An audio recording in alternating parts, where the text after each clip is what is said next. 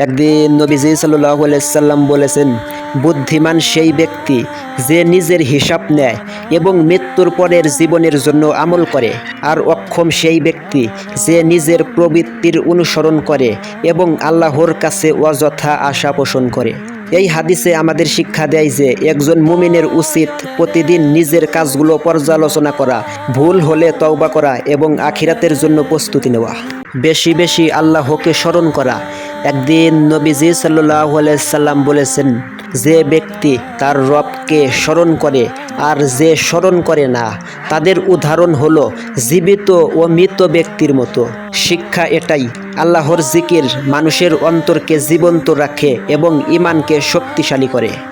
একদিন রাসূল সাল্লাল্লাহু আলাইহি সাল্লাম বলেছেন, মুনাফিকের লক্ষণ তিনটি: যখন কথা বলে মিথ্যা বলে, যখন প্রতিশ্রুতি দেয় তা ভঙ্গ করে, আর যখন তার কাছে আমানত রাখা হয় তখন খিয়ানত করে। শিক্ষা এটাই, প্রতিশ্রুতি রক্ষা করা ঈমানদারের বৈশিষ্ট্য। একদিন নবীজি সাল্লাল্লাহু আলাইহি সাল্লাম বললেন, তোমরা কি জানো প্রকৃত নিঃস্ব কে?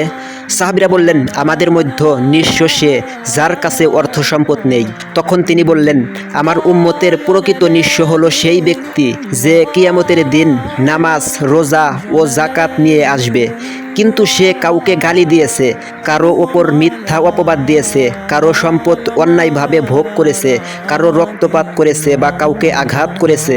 তখন তার নেক আমলগুলো ক্ষতিগ্রস্তদের মধ্যে বন্টন করা হবে। তার নেক আমল শেষ হয়ে গেলে তাদের গুনাহ তার ওপর চাপিয়ে দেওয়া হবে, এরপর তাকে জাহান্নামে নিক্ষেপ করা হবে। একদিন রাসূল সাল্লাল্লাহু আলাইহি সাল্লাম বলেছেন, দয়া করা মানে শুধু মানুষের প্রতি দয়া নয়, বরং সকল প্রাণীর প্রতি দয়া করা উচিত। একদিন এক নারী একটি বিড়ালকে আটকে রেখেছিল। সে তাকে খাবার পানি কিছুই দেয়নি, আবার ছেড়েও দেয়নি যাতে সে নিজে খাদ্য সংগ্রহ করতে পারে।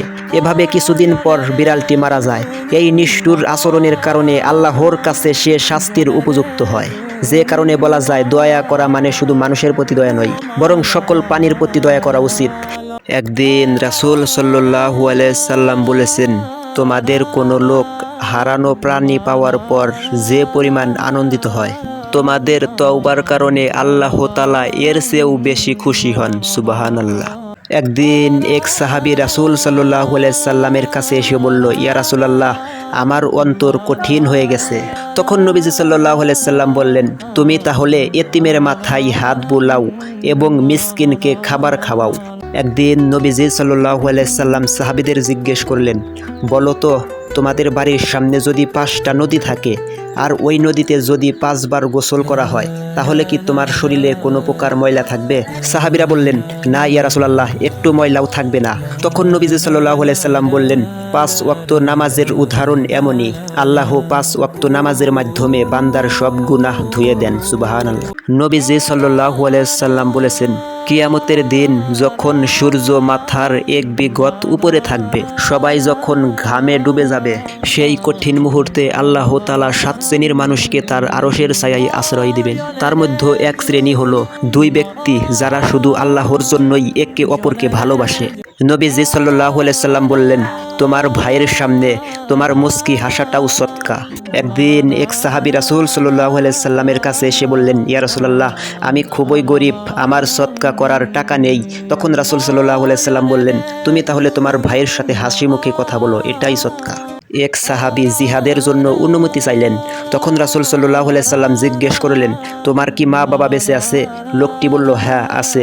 তখন নবীজি সাল্লাল্লাহু আলাইহি সাল্লাম বললেন, তাদের খেদমতেই জিহাদ করো। মা বাবাকে খুশি করা জান্নাতের রাস্তা।